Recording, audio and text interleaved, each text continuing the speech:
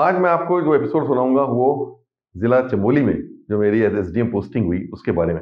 पिछले एपिसोड में मैंने आपको बताया था कि मैं लखनऊ में पोस्ट हुआ, लेकिन मैं बहुत खुश नहीं था लखनऊ की पोस्टिंग से, और मुझे पहाड़ों के ज़िलों में काम करने का बहुत मन था। और मैंने रिक्वेस्ट की और मुझको पहाड़ के ज़िला मिल गया, डिस्ट्रिक्ट चमोली। तो हम लोग चमोली गए। बहुत सुंदर जगह, बहुत रमणीक स्थल, इतना अच्छा लगा देख के, इतनी सुंदर पहाड़ियाँ, मंदाकिनी नदी। हमको जाते ही वहाँ पे जो डिस्ट्रिक्ट मजिस्ट्रेट थे उन्होंने ऊखीमठ सब डिवीजन दे दिया, एसडीएम ऊखीमठ। ऊखीमठ अब रुद्रप्रयाग डिस्ट्रिक्ट में आता है, उस समय डिस्ट्रिक्ट चमोली में आया करता था, और उसके अंदर केदारनाथ है उस सब डिवीजन के अंदर। बहुत खूबसूरत सब डिवीजन था, बिल्कुल सब डिवीजन जहाँ हेडक्वार्टर था, जो शहर था, बगल से बिल्कुल मंदाकिनी नदी कलकलाती हुई बहती हुई, साफ पानी मंदाकिनी नदी का बहता हुआ चला जा रहा है। पूरे बिल्कुल हरे भरे पहाड़, ऊपर तक पेड़, इतना सौंदर्य कि वह सौंदर्य कहीं इतना दिखाई नहीं पड़ा। और हम हमारे वाइफ दोनों जब पहुंचे, बहुत अच्छा लगा दोनों को। और हम तो ये कहते हैं हमेशा कब से कि एक तरीके से हम लोगों की हनीमून पोस्टिंग हो गई, कि शादी के कुछ ही महीने बाद हम लोगों की पोस्टिंग इतने सुंदर जगह पे हो गई जो कि ऊखीमठ था, और वहां पहुंचे। और जो हम लोगों का घर था वो अपने आप में बड़ा अद्वितीय घर था। पहाड़ी की चोटी पे एसडीएम का घर था, और बना हुआ जैसे पहाड़ के घर होते हैं, स्लोपिंग रूफ वाले, वो सब 2-3-4 कमरे के घर था, और बड़ा लॉन वॉन था जिसमें खूब फूल वूल भी होते। और उस घर से ही एक तरफ आप निकलिए तो सारी बर्फीली पहाड़ियां, जिस दिन साफ होता था माहौल, पूरी एक लेफ्ट से लेकर राइट तक पूरी बर्फ से घिरी हुई पहाड़ियों का व्यू बहुत खूबसूरत नजर आता था। और दूसरी तरफ को जाइए तो सीधे डायरेक्टली नीचे मंदाकिनी नदी दिखाई पड़ती थी। तो एक तरफ मंदाकिनी नदी, एक तरफ बर्फीले पहाड़, और एकदम शांत एटमोस्फियर। बहुत अच्छा लगा हम लोगों को मुखीमठ की पोस्टिंग। और हमें याद है कि वो तो हमारी भाई को शौक था डेकोरेशन वगैरह का, तो वहां कुछ सामान नहीं था, तो नदी के पास जाके नदी से पत्थर, नदी में बहते हुए ड्रिफ्ट वुड जो होते हैं वो उठा लाती थी, उन्हीं पर पेंटिंग वेंटिंग करके उसी को हम लोगों ने ड्राइंग रूम डाइनिंग रूम में लगा रखा था, और उसी से बड़ा सुंदर लगता था सब। वो बड़ा अच्छा लगता था माहौल। और जब बर्फ पड़ी एक बार, तो पहली बार अनुभव हुआ कि बर्फ में बाहर निकल के बर्फ में बिल्कुल उसका मजा लिया, और स्नोमैन बनाए, ये सब बनाया। तो एक अलग तरीके का अनुभव रहा उस पोस्टिंग का भी, जो हमें वहां का चमोली का या ऊखीमठ का रहा। और जहां तक कार्य की बात है, काम की, वो भी बड़ा अद्भुत वहां पे था।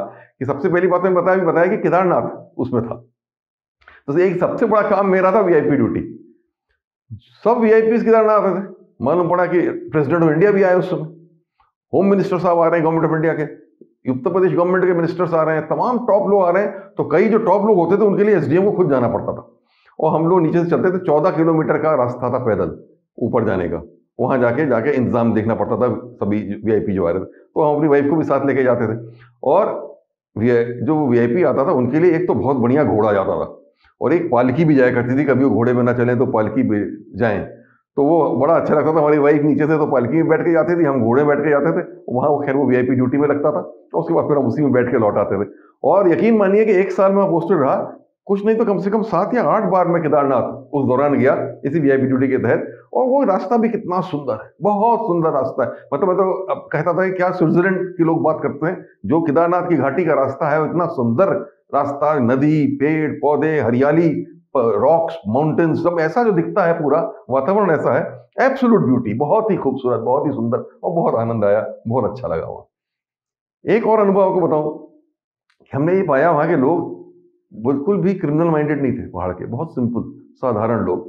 और यहाँ वो ट्रेडिशन था कि आप घर से कहीं बाहर जाइए तो ताला वाला लगाने की जरूरत नहीं थी।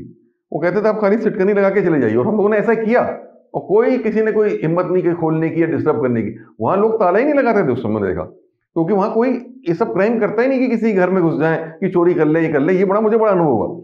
और इसी के तहत एक दिन क्या हुआ कि मैं अपने घर से बैठा हुआ था, तो मैंने देखा नीचे हमारा एक पटवारी, वहां पे एक और सिस्टम है पटवारी, जिसको लेखपाल कहते हैं यहाँ, उसी के हाथ में पुलिस इंस्पेक्टर की या एसएचओ की पावर भी होती है। पुलिस का काम भी वो देखता है, रेवेन्यू पुलिस कहते हैं उसे, रेवेन्यू पुलिस। अब तो उसमें चेंज आ रहा है काफी, अब मेरे ख्याल रेवेन्यू पुलिस का सिस्टम खत्म कर रहे हैं और रेगुलर पुलिस हर जगह आ रही है, लेकिन उस समय रेवेन्यू पुलिस बहुत एक्टिव थी। तो एक पटवारी साहब चले जा रहे थे आगे को, और उनके पीछे 20-25 कदम पीछे एक आदमी सर झुकाए चला जा रहा था। पता है, कुछ उत्सुकता से भी मैंने किसी से पूछा ये कौन है पटवारी, पटवारी था, ये कौन इसके पीछे पीछे जा रहा है? कह रहे सर वो एक कुछ लड़ाई झगड़ा हो गया था किसी के गांव में, तो इसने किसी का मर्डर कर दिया, वो पीछे पीछे चल रहा है, 302 का मुलजिम है, मर्डर है। तो हम बड़े अचंभित हुए कि 300 कहाँ जा रहा है पटवारी? कह रहा उसको जेल ले जा रहा है। तो हमने कहा वो जेल ले उसमें ले जा रहा है, तो हम कस्टडी में। हमने कहा वो तो ना उसको हाथ बांध रखे, ना उसको हैंडकफ पहना रखी, ना कुछ कर रखा है, और वो पटवारी तो पीछे देख भी नहीं रहा है, वो आगे आगे चलता चला जा रहा है, ये 20 कदम पीछे अपने आप पीछे पीछे कह रहा था यहाँ यही होता है। उसने किसी रंजिशान कर दिया मर्डर, लेकिन वो कोई ऐसा क्रिमिनल उस टाइप का नहीं है, तो उसने कर दिया तो कर दिया, कोई बात नहीं। लेकिन अब जो आगे आगे पटवारी जा रहे हैं तो वो अपने आप पीछे पीछे जा रहा है कि हाँ हमने किया है, तो हमको भाई अरेस्ट कर लो, कस्टडी में ले लो। और हमने कहा कि प्लेन्स की बात होती, यही मामला हमारे किसी हिल डिस्ट्रिक्ट नहीं प्लेन्स की डिस्ट्रिक्ट का होता, और ऐसा होता तो वो तो कब का भाग गया होता, और लेने के देने पड़ जाते जो अधिकारी होता कि आप ऐसे कैसे किसी को ले जा रहे थे कस्टडी में, ना उसको आपने बांध रखा था, ना आपने उसको हैंडकफ कर रखा था, ना आपने कुछ कर रखा था, रस्सी तक से नहीं बांधा था। How are you taking him like this? ये बड़ा एक इंक्वायरी का मुद्दा बन जाता, और यहाँ बड़े आराम से जा रहा। तो ये खाली बताना चाह रहा हूँ कितने सीधे, कितने साधारण वहाँ के लोग हिल्स के थे। और मैं फिर वहाँ पे एक और चीज मैंने देखी, तहसील में कोर्ट वर्क बहुत कम था, और ऑफिस में 10 बजे शुरू होता था, 3 बजे तक खत्म हो जाता था, इसलिए कि ठंड बहुत बढ़ जाती थी। तो 3 बजे से सब लोग घर जाने की जल्दी में आ जाते थे। तो 3 साढ़े 3 बजे मालूम पड़ा सब लोग घर जा रहे हैं, क्योंकि भाई कहीं कहीं गांव से आए हैं, अगल बगल के गांव से आए हैं, तो पहाड़ी पे जाना है, और एकदम बड़ी तेज ठंडक पड़ती थी शाम आते आते। तो मालूम पड़ा 3 साढ़े 3 बजे लोग घर जाना शुरू कर देते थे। तो ये भी बड़ा अच्छा अनुभव था कि 10 बजे काम शुरू करो और 3 साढ़े 3 बजे तक मालूम पड़ा खत्म हो गया काम। और कोर्ट वर्क जो था, मैं तो नीचे के कोर्ट मैंने बताया 100 केसेस डिसाइड किए, क्योंकि इतने केसेस का प्रेशर था एक महीने में। लेकिन वहां तो कोर्ट वर्क ज्यादा नहीं था, मिनिमम था। और इंटरेस्टिंग बात ये थी कि वहां केवल 2 वकील थे, एक थे सेमवाल साहब, एक थे डिमरी साहब। और हर केस में कभी इधर से सेमवाल साहब खड़े हो जाए, कभी उधर से डिमरी साहब खड़े हो जाए। तो मैंने कहा यार तुम लोग आपस में तय कर लिया करो, मुझको कहीं परेशान करते हो। कभी तो एक दूसरे को लड़ते हो अपने खड़े हो कोर्ट में, और बाद में आके आप साथ बैठ के हंसते रहते हो, क्योंकि मालूम है कि आधे केसेस सेमवाल साहब को मिलेंगे, आधे केसेस डिमरी साहब को मिलेंगे। तो ये हाल वहाँ के कोर्ट वर्क का था, बड़ा इंटरेस्टिंग उसका एक वो था जो कोर्ट वर्क हम वहाँ करा करते थे। तो ये कहानी हमारे उसकी ऊखीमठ की कुछ अनुभव की थी। आगे अगले वाले अंक में मैं ऊखीमठ के बारे में और जिससे चमोली के बारे में कुछ और आपको इंसिडेंट्स वहाँ के बारे में बताऊंगा, जो आपको पता चले कि किस टाइप का एक्सपीरियंस होता है पहाड़ में। लेकिन मैंने ये जरूर किया कि खूब पहाड़ों में मैंने दौरा किया, पैदल जाता था पहाड़ियों में चढ़ चढ़ के, और गांव में जाता था, लोग बड़े प्रसन्न होते थे, बहुत आदर करते थे, बहुत सत्कार करते थे, और उनकी छोटी छोटी समस्या पानी की, इसकी उसकी, अगर बैठ के वहां हम लोग हल कर देते थे तो बड़ी प्रसन्नता होती थी उन लोगों को इस बारे में। एसडीएम साहब जो चल के पहाड़ियों में चल चल, कभी वो पहले नहीं आया, ये एसडीएम ऐसे हैं जो चढ़ चढ़ के हमारे गाँव में आ रहे हैं, और मुझको भी बड़ा आनंद आया। मैंने करीब करीब पूरा सब डिवीजन पैदल चल चल के चढ़ चढ़ के काफी उसको घूमा, और बहुत मुझको अच्छा अनुभव लगा, बहुत रोचक लगा। तो इसके साथ आज का एपिसोड खत्म करते हैं। अगले एपिसोड में इसी पोस्टिंग के बारे में कुछ 2-3 आपको और संस्मरण में आपको बताऊंगा। धन्यवाद।